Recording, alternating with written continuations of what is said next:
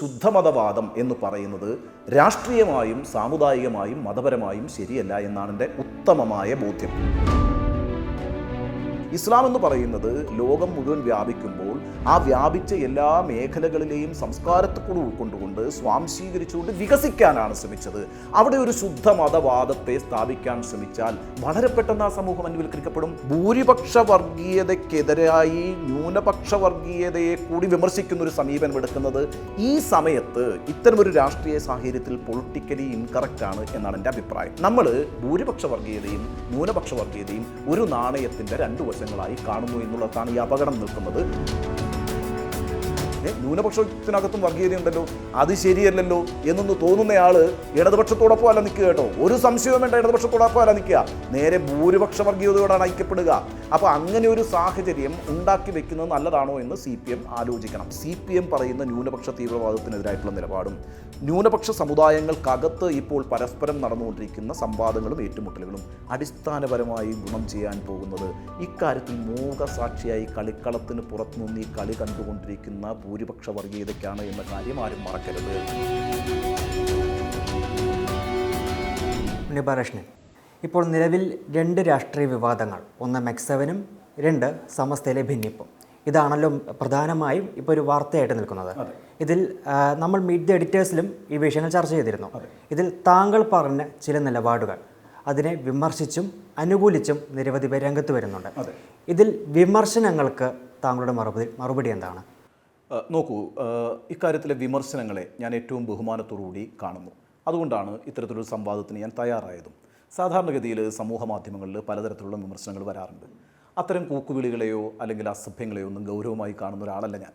അതൊന്നും തന്നെ എൻ്റെ നിലപാടുകളെ സ്വാധീനിക്കാറുമില്ല. സാധാരണഗതിയിൽ ഞാനൊരു വിഷയത്തെ പഠിക്കുകയും അത് സത്യസന്ധമായി ബോധ്യപ്പെടാൻ ശ്രമിക്കുകയും ചെയ്യും. എന്നിട്ട് ഞാൻ മനസ്സിലാക്കുന്ന കാര്യങ്ങൾ ആത്മാർത്ഥമായിട്ടാണ് ഞാൻ അവതരിപ്പിക്കാൻ ശ്രമിക്കാറുള്ളത്.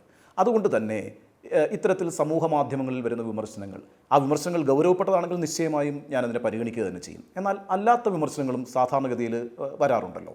ഇവിടെ ഇപ്പോൾ താങ്കൾ സൂചിപ്പിച്ചതുപോലെ സമസ്തയിലെ ഭിന്നിപ്പുമായി ബന്ധപ്പെട്ടും മെക്സവനുമായി ബന്ധപ്പെട്ടും 2 ശക്തമായ വിവാദങ്ങൾ സമൂഹത്തിലുണ്ടായി.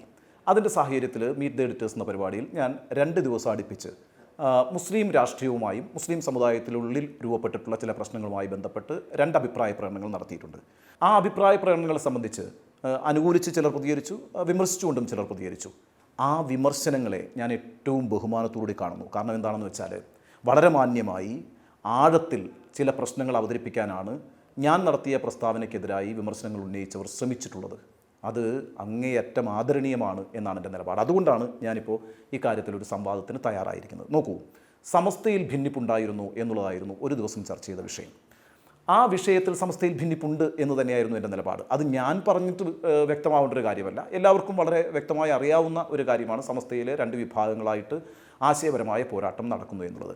അതിനെ നമ്മൾ മലയാളികൾ മനസ്സിലാക്കിയത് വളരെ പ്രാഥമികമായിട്ടാണ് എന്നാണ് എൻ്റെ ഒരു നിലപാട്. കാരണം ലീഗിനെ അനുകൂലിച്ചുകൊണ്ട് ഒരു പക്ഷം സംസാരിക്കുന്നു, ലീഗിനെ എതിർത്തുകൊണ്ട് ഒരർത്ഥത്തിൽ CPMനോട് ചായ്വ് പുലർത്തുന്നൊരു പക്ഷം കൂടി സമസ്തയിൽ ശക്തിപ്പെട്ടു വരുന്നു. ഈ രീതിയിൽ വളരെ പ്രാഥമികമായൊരു മനസ്സിലാക്കലാണ് സമസ്തയിലെ ഭിന്നിപ്പിനെ സംബന്ധിച്ച് പൊതുസമൂഹത്തിനുണ്ടായിരുന്നത്, ഞാനടക്കമുള്ള പൊതുസമൂഹത്തിനുണ്ടായിരുന്നത്. എന്നാൽ ആ വിഷയത്തിൽ ഞാൻ ഗൗരവതരമായ ചില അന്വേഷണങ്ങൾ നടത്തിയപ്പോൾ എനിക്ക് ബോധ്യപ്പെട്ടൊരു കാര്യം, അത് രാഷ്ട്രീയപരമായ യോജിപ്പിൻ്റെയും വിയോജിപ്പിൻ്റെയും പ്രശ്നമല്ല, മറിച്ച് മുസ്ലിം സമുദായത്തെ ചൂഴ്ന്നു നിൽക്കുന്ന ആശയപരമായൊരു ഭിന്നിപ്പാണത്. എന്താണ് ആ ആശയപരമായ ഭിന്നിപ്പ്? നമുക്കറിയാമല്ലോ, ആ സമുദായത്തിനകത്ത് മതമൗലികവാദമുണ്ട്, അക്കാര്യത്തിലൊന്നും ഒരു സംശയവും വേണ്ട. മതരാഷ്ട്രവാദികളുണ്ട്, അക്കാര്യത്തിലും സംശയം വേണ്ട. അത്തരം വിഭാഗങ്ങൾ ചില തീവ്രവാദ പ്രവർത്തനങ്ങളിലേക്ക് പോകുന്നുണ്ട്, അതിലും എനിക്ക് സംശയമില്ല. എന്നാൽ ഭൂരിഭാഗം മുസ്ലിങ്ങളും അങ്ങനെയല്ല. അവർ കേരളത്തിൽ, അതുമാത്രമല്ല ഇന്ത്യയിൽ തന്നെയും തദ്ദേശീയമായ സംസ്കാരത്തെ കൂടി ഉൾക്കൊണ്ടുകൊണ്ട് തദ്ദേശീയ മുസ്ലിങ്ങളായിട്ട് സ്വയം പരിവർത്തിപ്പിച്ചവരാണ്. നമുക്ക് മനസ്സിലാക്കേണ്ടതായിട്ടുള്ളൊരു പ്രധാനപ്പെട്ട കാര്യം, നോക്കൂ, ഒന്നും ശുദ്ധമല്ല കേട്ടോ. ഓരോ കാലഘട്ടത്തിലും ഓരോ തരത്തിലുള്ള മാറ്റങ്ങൾക്ക് ഏത് ആശയ സംഹിതയും വിധേയമാകും. അതിൽ മതമെന്നോ ജാതിയെന്നോ രാഷ്ട്രീയമെന്നോ എന്നുള്ള വേർതിരിവൊന്നുമില്ല. എല്ലാ കാലഘട്ടങ്ങളിലും ആ കാലഘട്ടം ആവശ്യപ്പെടുന്ന പരിവർത്തനങ്ങൾക്ക് വിധേയമാകുന്ന ആശയ സംഹിതകൾക്കും മാത്രമേ നിലനിൽക്കാനും തുടരാനും കഴിയുള്ളൂ. അത് മതത്തിൻ്റെ കാര്യത്തിലും അങ്ങനെ തന്നെയാണ്. ഇപ്പം കേരളത്തിലെ മുസ്ലിങ്ങളെ നിങ്ങൾ എടുത്തു നോക്കൂ. കേരളീയമായ ജീവിതശൈലിയോടും കേരളീയമായ പാരമ്പര്യത്തോടും പൊരുത്തപ്പെട്ടുകൊണ്ട് അവരവരുടെ മതത്തെ നവീകരിക്കുകയും ആ മതം മറ്റു മതങ്ങൾക്ക് കൂടി ആക്സെപ്റ്റബിൾ ആവുകയും ചെയ്യുന്ന വിധത്തിൽ ഒരു പരിവർത്തനത്തിന് മുസ്ലിം സമുദായം തയ്യാറായിട്ടുണ്ട്. അങ്ങനെ തയ്യാറായതുകൊണ്ടാണ് ആ മതത്തെ ഉൾക്കൊള്ളാൻ മറ്റു മതങ്ങളും തയ്യാറായത്. അപ്പം അതൊരു രമ്യതയുടെ അന്തരീക്ഷം സൃഷ്ടിച്ചിട്ടുണ്ട്. ഇപ്പോൾ ഞാൻ പറഞ്ഞ ഈ അഭിപ്രായത്തോട് വിയോജിക്കുന്ന ആളുകൾ പറയുന്നൊരു കാര്യം, എന്തുകൊണ്ട് ശുദ്ധമായ മതത്തിൽ വിശ്വസിച്ചുകൂടാ എന്നൊരു ചോദ്യമാണ് അവർ ചോദിക്കുന്നത്. ശരിയാണ്, എന്തും ശുദ്ധമായിരിക്കുന്നതല്ലേ നല്ലത് എന്നുള്ള വളരെ പ്രാഥമികമായൊരു ലോജിക്ക് ഉന്നയിക്കുന്നുണ്ട്. അങ്ങനെയാണെങ്കിൽ അതിനൊരു മറുപുറമുണ്ടല്ലോ. ഇപ്പോൾ ഹിന്ദു മതത്തെക്കുറിച്ചല്ല ഞാൻ പറയുന്നത്, മറിച്ച് ഹിന്ദുത്വവാദം എന്താണ് പറയുന്നത്? ഹിന്ദുത്വവാദം പറയുന്നത് വൈദിക സംസ്കാരമാണ് യഥാർത്ഥത്തിൽ ഹിന്ദുത്വ എന്ന് പറയുന്നത്. ആ വൈദിക സംസ്കാരം എന്താണ്? ആയിരക്കണക്കിന് വർഷങ്ങൾക്കപ്പുറമുള്ളൊരു സംസ്കാരമാണ്. ആ സംസ്കാരമാണ് ശുദ്ധം. അപ്പോൾ ആ ശുദ്ധമായ സംസ്കാരത്തെ പുനഃസ്ഥാപിക്കാനാണല്ലോ ഹിന്ദുത്വം ശ്രമിക്കുന്നത്. അതിന് നമ്മൾ അംഗീകരിക്കുന്നുണ്ടോ? ഇല്ലല്ലോ. കാരണം എന്താണ്? ആ ഹിന്ദുത്വം മുന്നോട്ട് വയ്ക്കുന്ന ആശയം എന്ന് പറയുന്നത് ചാതുർവർണ്ണ്യത്തിൻ്റെ ആശയമാണ്, മനുസ്മൃതിയുടെ ആശയമാണ്. ആ ആശയത്തെ അംഗീകരിക്കാൻ നമ്മൾ എന്തുകൊണ്ടാണ് തയ്യാറാകാത്തത്? അത് പിന്തിരിപ്പനായ ആശയമാണ്, അത് ആധുനിക കാലത്തിന് യോജിക്കാത്ത ആശയമാണ്, അത് മതപുനരുത്ഥാനവാദമാണ്, അത് അന്യമതസ്ഥരെ അന്യവൽക്കരിക്കുന്ന നിലപാടാണ്. ഈ അർത്ഥത്തിലാണ് നമ്മൾ ഹിന്ദുത്വവാദത്തെ എതിർക്കുന്നത്. അതുപോലെ തന്നെയാണ് ഇസ്ലാമിൻ്റെ കാര്യത്തിലും. ഇസ്ലാം എന്ന് പറയുന്നത് ലോകം മുഴുവൻ വ്യാപിക്കുമ്പോൾ ആ വ്യാപിച്ച എല്ലാ മേഖലകളിലെയും സംസ്കാരത്തെ കൂടി ഉൾക്കൊണ്ടുകൊണ്ട് സ്വാംശീകരിച്ചുകൊണ്ട് വികസിക്കാനാണ് ശ്രമിച്ചത്. അവിടെ ഒരു ശുദ്ധ മതവാദത്തെ സ്ഥാപിക്കാൻ ശ്രമിച്ചാൽ വളരെ പെട്ടെന്ന് ആ സമൂഹം അന്യവൽക്കരിക്കപ്പെടും. വളരെ ഹാർഡ് കോറായ ഒരു മതസംഹിതയെ ആധുനിക കാലത്ത് പുനഃസ്ഥാപിക്കാൻ ശ്രമിച്ചാൽ അവർ പുറന്തള്ളപ്പെടും. അപ്പോൾ അത്തരത്തിലുള്ള ആശയങ്ങൾ മുസ്ലിം സമുദായത്തിൽ സംഭവിച്ചുകൂടാ എന്നൊരു നിലപാടുകാരനാണ് ഞാൻ. അത് സംഭവിക്കുന്നില്ല എന്ന പക്ഷക്കാരനുമാണ് ഞാൻ. കാരണം അതുകൊണ്ടാണ് ഈ കേരളീയ സമൂഹം ആ മതത്തെ ഉൾക്കൊള്ളുകയും ആ മതത്തെയും ആ മതസമൂഹത്തെയും അംഗീകരിക്കുകയും ചെയ്യുന്നത്, അല്ലേ? അപ്പോൾ തദ്ദേശീയമായ സംസ്കാരത്തിലൂടെ നമ്മുടെ മതത്തെ കൂടുതൽ നവീകരിക്കാനും കൂടുതൽ ആളുകൾക്ക് ഉൾക്കൊള്ളാനും കഴിയുന്ന രമ്യതയുടെ ഒരു അന്തരീക്ഷം സൃഷ്ടിക്കാനും ഒരു ശ്രമം ആ സമൂഹത്തിനകത്ത് കാലഘട്ടങ്ങളായി നടന്നിട്ടുണ്ട്. അതുകൊണ്ട് അത് ഒരു മതേതര മതവിഭാഗമായി മാറിയിട്ടുമുണ്ട്. ഞാൻ പറയുന്നത് മതേതര മതവിഭാഗം എന്ന് ഞാൻ പറയുന്നത് എല്ലാ അർത്ഥത്തിലുമാണ്. അപ്പോൾ ഈ രീതിയിലുള്ള പുരോഗമനപരമായ കാൽവെപ്പുകളെ നമ്മൾ കണ്ടില്ല എന്ന് നടിച്ചുകൂടാ. അതുകൊണ്ട് ശുദ്ധമതവാദം എന്ന് പറയുന്നത് രാഷ്ട്രീയമായും സാമുദായികമായും മതപരമായും ശരിയല്ല എന്നാണ് എൻ്റെ ഉത്തമമായ ബോധ്യം. ആ വിമർശനം ഉന്നയിക്കുന്നവരോട് അവർ വീണ്ടും ഇക്കാര്യത്തിൽ ഒരു പുനർചിന്തനം നടത്തണം എന്ന അഭിപ്രായം കൂടി എനിക്കുണ്ട്. ഇനി മതമൗലികവാദത്തിൻ്റെ കാര്യം. മതമൗലികവാദവും ആ സമുദായത്തിനുള്ളിൽ ശക്തം തന്നെയാണ്. എന്നാൽ മതമൗലികവാദത്തിന് കീഴ്പ്പെടുന്നവരല്ല തങ്ങളെന്ന് മുസ്ലിം സമുദായത്തിലെ വലിയൊരു വിഭാഗം തീരുമാനിച്ചിട്ടുള്ളത് കൊണ്ടാണ് കേരളത്തിൽ രമ്യമായൊരു അന്തരീക്ഷം നിലനിൽക്കുന്നത്, അല്ലേ? അപ്പോൾ അതുകൊണ്ട് ആ സമുദായത്തിൽ മതമൗലികവാദം ശക്തിപ്പെടുന്നുണ്ട് എന്ന കാര്യത്തിൽ സംശയമില്ല. പക്ഷേ അതിനെ ചെറുത്തു തോൽപ്പിക്കാനുള്ള തീരുമാനമെടുത്ത് മുന്നോട്ട് വരുന്നത് ആ സമുദായത്തിൽ നിന്നുള്ളവരായിരിക്കുന്നു എന്നുള്ളത് വളരെ പ്രത്യേകതയാണ്, അല്ലേ? അവരാണ് ഇത്തരത്തിലുള്ള ശ്രമങ്ങളെ മുളയിലേ നുള്ളിക്കളയാനുള്ള നീക്കങ്ങൾ നടത്തുന്നത്. അത് മറ്റൊരു വിഭാഗം പറഞ്ഞിട്ടല്ല അവർ ചെയ്യുന്നത്. തങ്ങളുടെ മതത്തിനകത്ത് ഇത്തരം പ്രവണതകൾ അനുവദിക്കാൻ കഴിയില്ല എന്ന ഉത്തമ ബോധ്യത്തിൻ്റെ അടിസ്ഥാനത്തിലാണ് അവരത്തരം നീക്കങ്ങളെ ചെറുക്കുകയും ചെയ്യുന്നത്. അപ്പോൾ ഈ രീതിയിൽ മുസ്ലിം സമുദായം കേരളത്തിൽ ഭൂരിപക്ഷ വിഭാഗവും, അതായത് ആ സമുദായത്തിലെ ഭൂരിപക്ഷ വിഭാഗവും വളരെ പ്രോഗ്രസീവായ നിലപാടെടുക്കുന്ന വിഭാഗമായി തന്നെയാണ് ഞാൻ മനസ്സിലാക്കുന്നത്. ഈ ബോധ്യങ്ങളാണ് ഞാൻ പറയാൻ ശ്രമിച്ചിട്ടുള്ളത്. എന്നാൽ അതിനെ മനസ്സിലാക്കുമ്പോൾ ഈ പറയുന്ന മുസ്ലിം സമുദായത്തിനകത്തുള്ള ചേരിതിരിവുകളെ വളരെ പിന്തിരിപ്പനായ ചില നിലപാടുകളിലൂടെ വിശദീകരിക്കാൻ ശ്രമിക്കുന്നു എന്ന മട്ടിലാണ് അത് വ്യാഖ്യാനിക്കപ്പെട്ടിട്ടുള്ളത്. ഓരോ വിഭാഗത്തിനും അവരുടെ ആശയങ്ങൾ പ്രധാനമാണ്. ആ ആശയങ്ങൾ ശരിയാണെന്ന് അവർ വിചാരിക്കുകയും ചെയ്യുന്നു. ആ ആശയങ്ങളെ മുന്നോട്ട് കൊണ്ടുപോകണം എന്നവർക്ക് നിർബന്ധ ബുദ്ധിയുമുണ്ട്. അതിനെതിരായിട്ട് വരുന്ന നീക്കങ്ങളെ അവരവരുടെ വാദമുഖങ്ങൾ കൊണ്ട് ചെറുക്കാനും എതിർത്തു തോൽപ്പിക്കാനും ശ്രമിക്കും. പക്ഷേ ആരോഗ്യകരമായൊരു സംവാദത്തിന് അത് വഴിവെക്കുന്നുവെങ്കിൽ അതൊരു നല്ല കാര്യമായിട്ടാണ് ഞാൻ കാണുന്നത്. എന്നെ സംബന്ധിച്ച് ഞാൻ ഇനിയും മുസ്ലിം സമുദായവുമായി ബന്ധപ്പെട്ടും അതിനകത്തുള്ള ആവാന്തര വിഭാഗങ്ങളും ആ വിഭാഗങ്ങളുടെ ആശയധാരകളുമായി ബന്ധപ്പെട്ടും ഒക്കെ ഒരുപാട് കാര്യങ്ങൾ പഠിക്കാനുണ്ട് എന്നെനിക്ക് നല്ല ബോധ്യമുണ്ട്. അക്കാര്യത്തിൽ എനിക്കൊരു തിരിച്ചറിവ് കൂടി ഈ ദിവസങ്ങൾ നൽകിയിട്ടുണ്ട്. അതുകൊണ്ട് ഞാൻ ആ കാര്യങ്ങൾ നന്നായി പഠിക്കാൻ ശ്രമിക്കും, കൂടുതൽ വ്യക്തത വരുത്താൻ ശ്രമിക്കും. ഇപ്പോൾ എൻ്റെ പരിമിതമായ അറിവുകൾക്കുള്ളിൽ നിന്ന് ഞാൻ ആർജിച്ചിട്ടുള്ള ബോധ്യങ്ങളാണ് ഒരു സംവാദം എന്നുള്ള നിലയ്ക്ക് ഞാൻ മുന്നോട്ട് വെച്ചിട്ടുള്ളത്. അപ്പോൾ അതിനകത്ത് വീഴ്ചകൾ പറ്റിയിട്ടുണ്ടെങ്കിൽ ഞാൻ പഠിക്കാം. അക്കാര്യത്തിനകത്തൊന്നും ഒരു എന്താ പറയുക, ഞാൻ പറയുന്നതാണ് ശരിയെന്ന നിലപാടുകാരനല്ല ഞാൻ പറയുന്നത് മാത്രമാണ് ശരി എന്ന നിലപാടുകാരനുമല്ല ഞാൻ. അപ്പോൾ അതുകൊണ്ട് ഇക്കാര്യത്തിലൊരു സംവാദം വന്നതിന് എനിക്ക് സന്തോഷമുണ്ട്. ആ സംവാദത്തിൽ ഉന്നയിക്കപ്പെട്ട വിമർശനങ്ങളെ ഞാൻ ഏറ്റവും ബഹുമാനത്തോടുകൂടി കാണുന്നു, എല്ലാ ആദരവോടും കൂടിയും കാണുന്നു. അത് എന്നെ കൂടുതൽ കാര്യങ്ങൾ പഠിക്കാൻ നിർബന്ധിതനാക്കിയിട്ടുണ്ട്.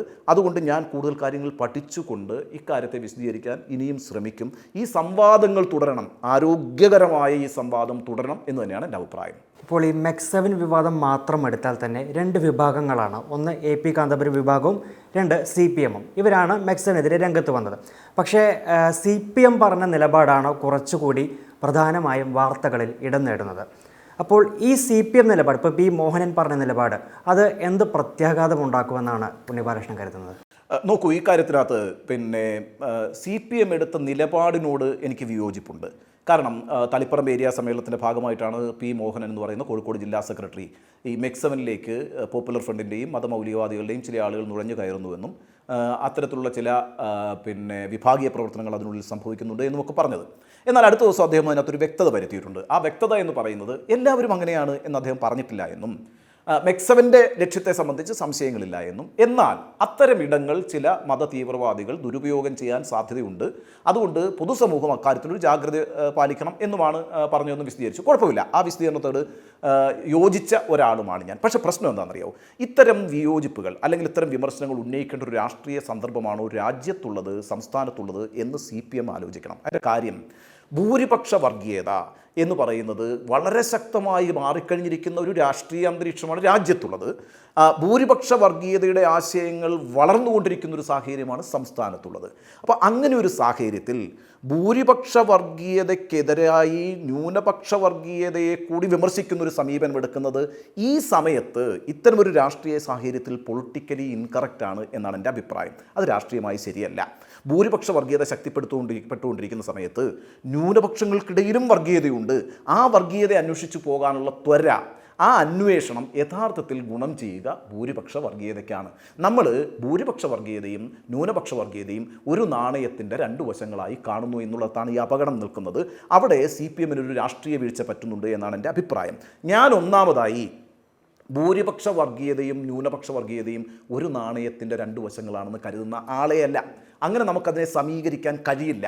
ലോകത്തെവിടെയും ഭൂരിപക്ഷ വർഗീയതയുടെ ഉൽപ്പന്നമായിട്ടാണ് ന്യൂനപക്ഷ വർഗീയത രൂപപ്പെട്ടിട്ടുള്ളത്. ഈ വർഗീയത എന്ന വാക്കങ്ങെടുത്ത് മാറ്റിവെക്കൂ. എവിടെയും ഭൂരിപക്ഷം ന്യൂനപക്ഷങ്ങളെ അമർച്ച ചെയ്യും.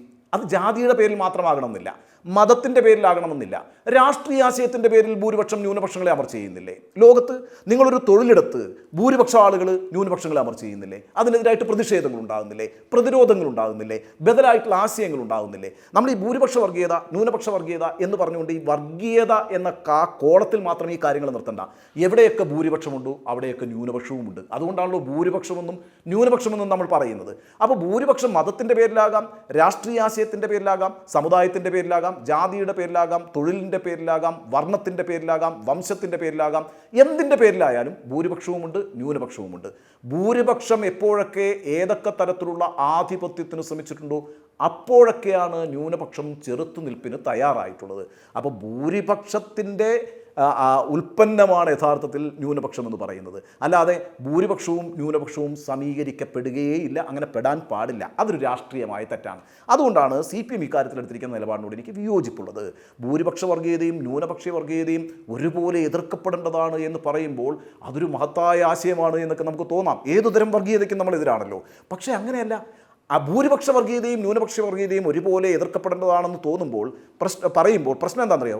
ന്യൂനപക്ഷത്തിനകത്തും വർഗീയതയുണ്ടല്ലോ, അത് ശരിയല്ലല്ലോ എന്നൊന്ന് തോന്നുന്നയാൾ ഇടതുപക്ഷത്തോടൊപ്പം അല്ല നിൽക്കുക കേട്ടോ. ഒരു സംശയവും വേണ്ട, ഇടതുപക്ഷത്തോടൊപ്പം അല്ല നിൽക്കുക, നേരെ ഭൂരിപക്ഷ വർഗീയതയോടാണ് ഐക്യപ്പെടുക. അപ്പോൾ അങ്ങനെ ഒരു സാഹചര്യം ഉണ്ടാക്കി വെക്കുന്നത് നല്ലതാണോ എന്ന് CPM ആലോചിക്കണം. ഇതാണ് CPM-വുമായി ബന്ധപ്പെട്ട് എനിക്കുള്ള വിയോജിപ്പ്. ഇനി ഈ പറയുന്ന ന്യൂനപക്ഷ വർഗീയതയെ സംബന്ധിച്ച് സംസാരിക്കേണ്ട ഒരു രാഷ്ട്രീയ സാഹചര്യമാണോ സാമൂഹിക സാഹചര്യമാണോ കേരളത്തിലും രാജ്യത്തുമുള്ളത്? അല്ല. ഇപ്പോൾ ആ പ്രശ്നത്തെ അഭിസംബോധന ചെയ്യാൻ കഴിയില്ല. അത് തെറ്റാണ്. കാരണം എന്താണെന്ന് വെച്ചാൽ ഭൂരിപക്ഷ വർഗീയത വളരെ ശക്തമായി അക്രമോത്സുകമായി അവരുടെ രാഷ്ട്രീയ ദർശനങ്ങളും ആശയങ്ങളും നടപ്പാക്കാൻ ശ്രമിക്കുന്ന ഒരു കാലഘട്ടത്തിൽ ന്യൂനപക്ഷത്തിനകത്ത വർഗീയതയെക്കുറിച്ച് നിങ്ങൾ പറഞ്ഞുകൊണ്ടിരുന്നാൽ, അതും തെറ്റാണ് എന്ന് പറഞ്ഞുകൊണ്ടിരുന്നാൽ യഥാർത്ഥത്തിൽ അത് ബലപ്പെടുത്തുക ഭൂരിപക്ഷ വർഗീയതയായിരിക്കും. അതുകൊണ്ട് ഇപ്പോൾ നിങ്ങൾ ന്യൂനപക്ഷ വർഗീയതയെ തിരഞ്ഞു പോകരുത്. അത് പൊളിറ്റിക്കലി ഇൻകറക്റ്റ് ആണ്. അത് അഭിസംബോധന ചെയ്യേണ്ട ഒരു സമയം വരും.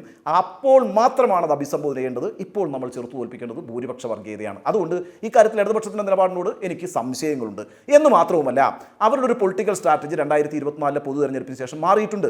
എന്താണ് പ്രശ്നം? അവർക്ക് അവരുടെ ഭൂരിപക്ഷ വോട്ട് ബാങ്ക് നഷ്ടമായിട്ടുണ്ട്.